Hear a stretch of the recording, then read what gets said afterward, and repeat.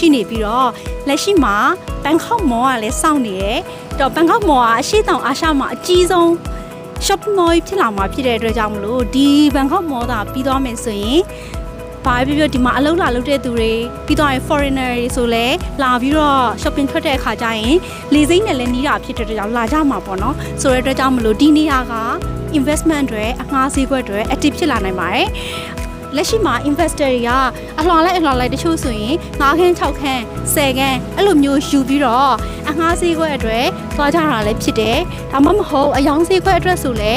ဒီဟာကအလဲမှာနယံဖောက်လိုက်တယ်ဆိုရင်8ခန်းအကျယ်ပေါ့နော်28 square meter နှစ်ခန်းကိုဖောက်လိုက်မယ်ဆိုရင်60 square meter လည်းရတာဖြစ်တဲ့အတွက်ကြောင့်မလို့ဒီလို Sukhumvit လမ်းကြောင်း location foreigner လည်းလက်ခံတဲ့နေရာမှာနောက်ပိုင်းမှာ foreigner တွေက8ခန်းနှစ်ခန်းအခန်းကျယ်ကိုအငှားအတွက်ပဲဖြစ်ဖြစ်ကိုယ်တိုင်နေဖို့ဖြစ်ဖြစ်ရွေးချယ်လာကြမှာဖြစ်ပါတယ်အဲ့အတွက်ကြောင့်မလို့8ခန်းတစ်ခန်းပဲဖြစ်ဖြစ် combine နေလုပ်လို့ရတယ်နယံဖောက်ပြီးတော့အခန်းကျယ်လုပ်လို့ရတဲ့8ခန်းနှစ်ခန်းဆိုလဲရေရှည်အတွက်ကို investment လုပ်လို့ကောင်းတဲ့ project ဖြစ်ပါတယ်